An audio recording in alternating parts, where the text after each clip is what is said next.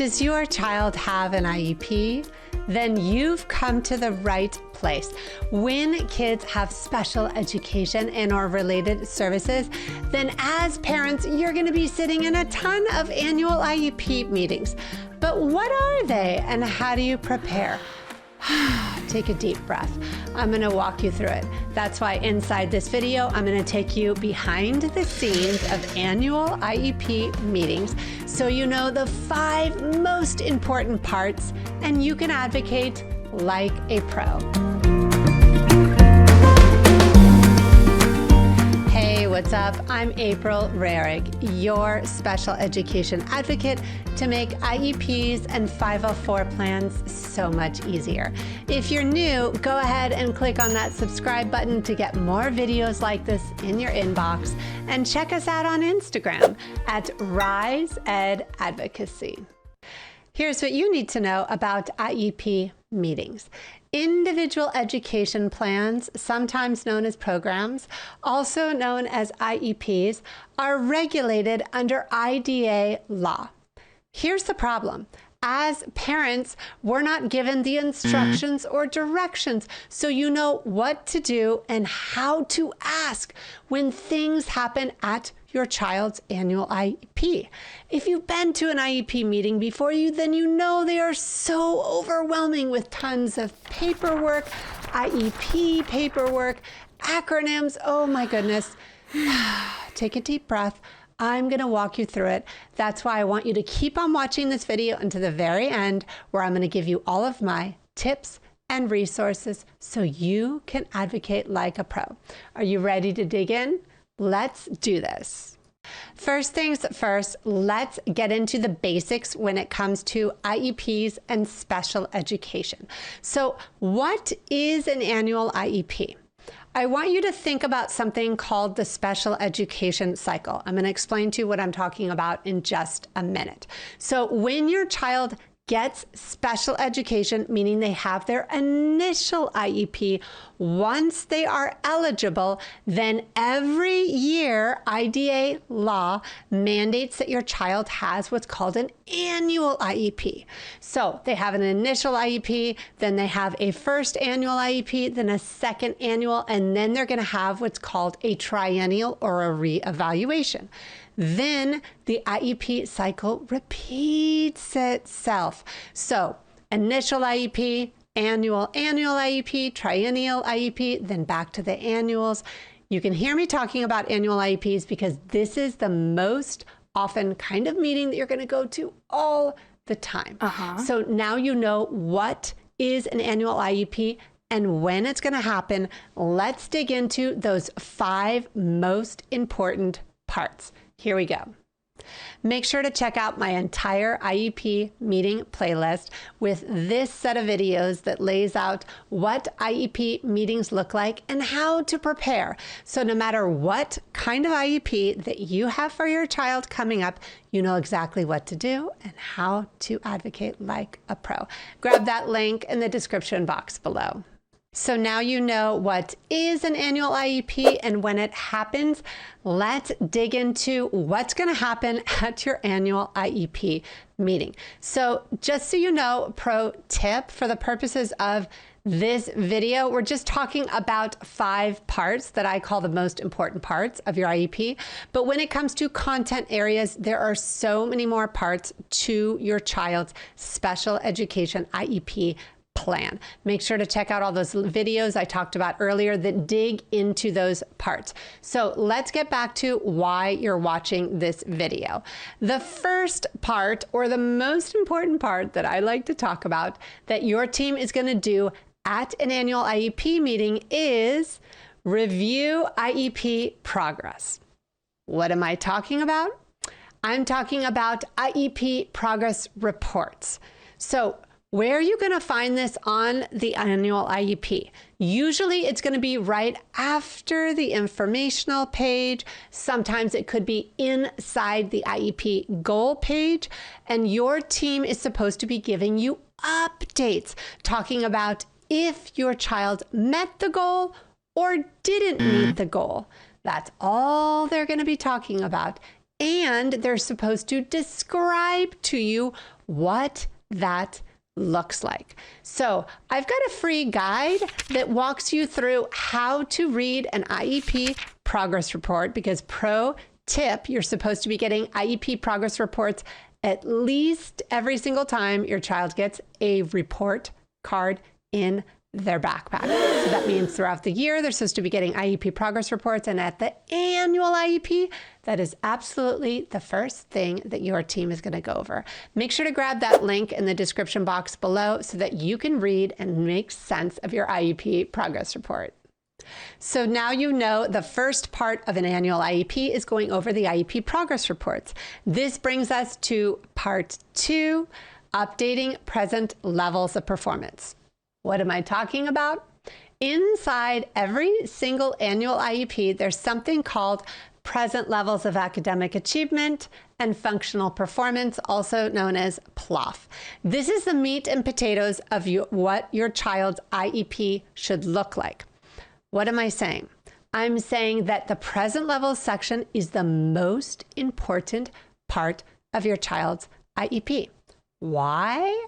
Because what is written there is going to drive the rest of the IEP. Meaning, if it's written in there, it's going to be driving the IEP goals. If it's written there, it might be driving the IEP accommodations, services, what's called free and appropriate public education.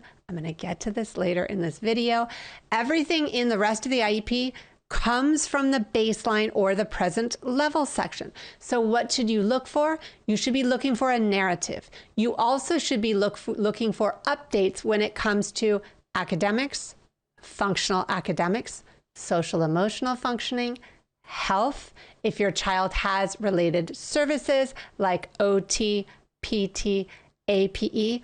All of this needs to be updated for every single annual IEP. Meaning you should not be having old information or previous IEP information in there. It needs to be absolutely new for every single annual IEP. It's one of the hardest things that I tend to see all the time as a special education advocate, and it's time to make your child's annual IEP so much better.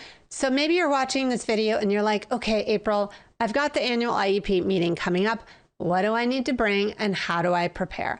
Make sure to check out my first free guide. It's a meeting day checklist that gives you 5 things that you want to bring to every single IEP meeting. So whether it's an annual, whether it's a triennial, or any other kind of IEP, that you walk in the door like a pro. Make sure to grab that link in the description box below.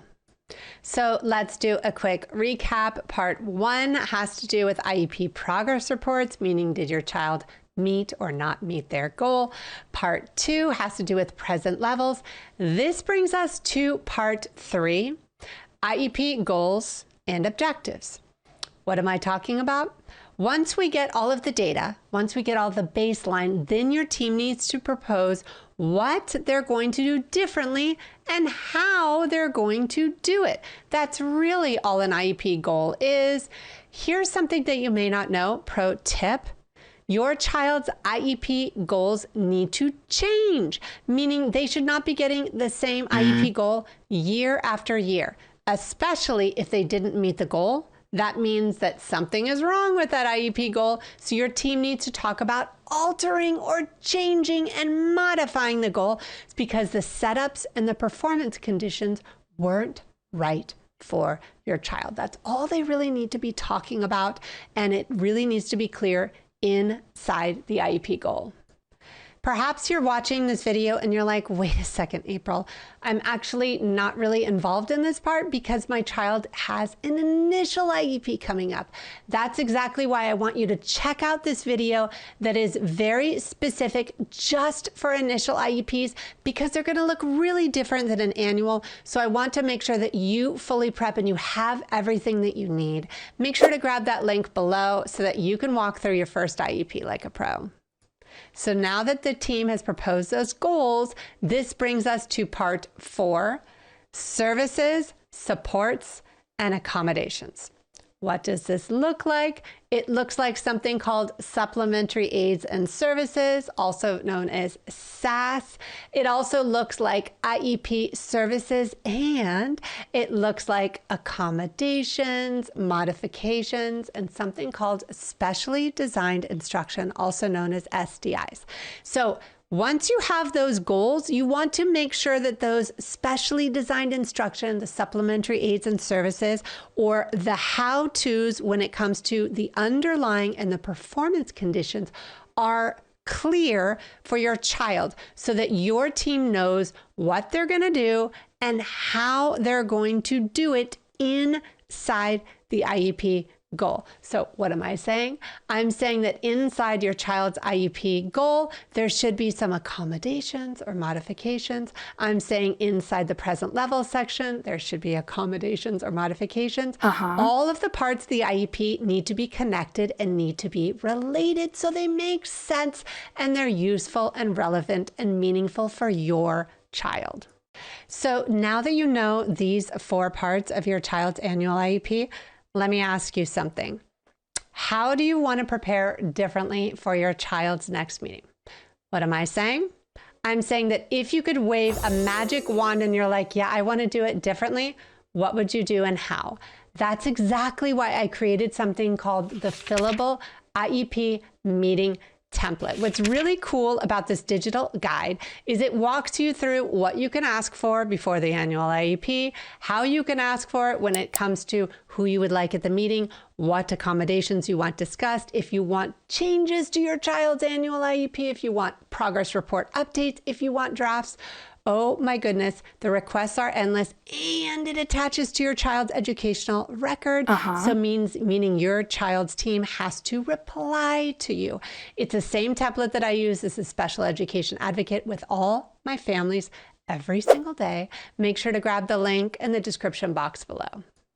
And here we are at the final part of your annual IEP meeting, part 5, FAPE and LRE.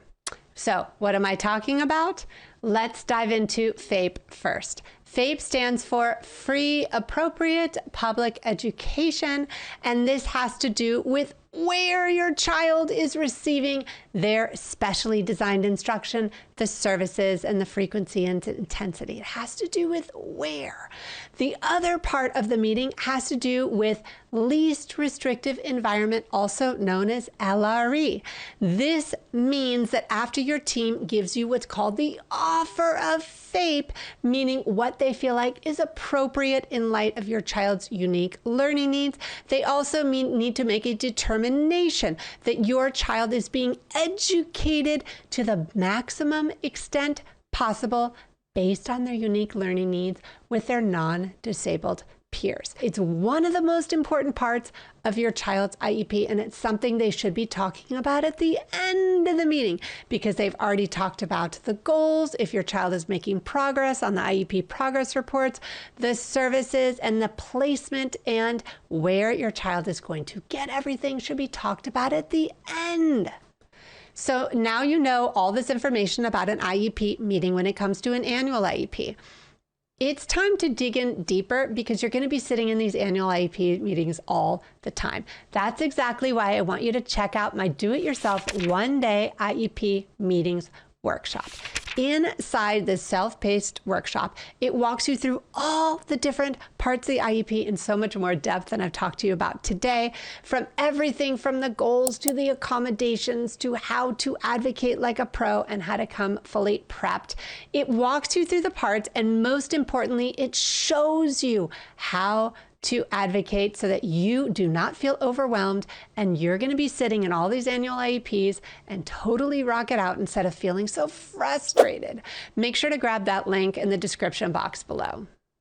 So now you know a ton of information when it comes to annual IEPs, but perhaps you're watching this video and you're like, you know what, April?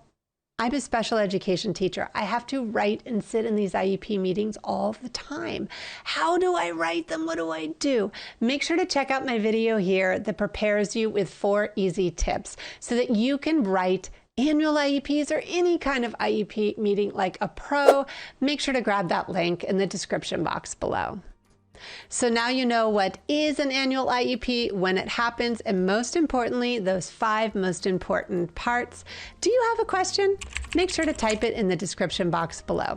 Do you want me to do another video or expand on more what I've talked about? Yep, put it there too. Like and subscribe to get more videos like this in your inbox, and check out all those links below so that you can advocate for your child or student like a pro. Check us out on Instagram at Advocacy. I'm April Rarig, your special education advocate. I can't wait to see you for our next video.